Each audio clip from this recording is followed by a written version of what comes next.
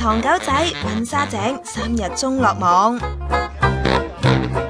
哎呀，冇陰功咯！你睇下隻唐狗仔幾咁楚楚可憐啊！好嘢！尋日朝可以逃出生天，都係全靠呢一班消防員鍥而不捨咋。喂，為我哋嘅工作鼓掌！好嘢！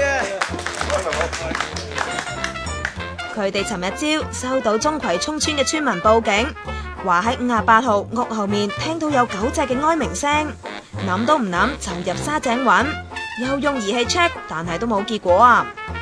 好彩佢哋就冇放棄到，唔知灌水入沙井，仲揭起3個沙井蓋，冇耐就救到呢一隻大約2個月大嘅唐狗仔。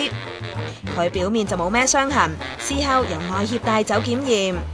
查實班村民3日之前已經喺沙井聽到有狗嘅哀鳴噶啦，報過警，消防都嚟揾過，但係就冇發現啦。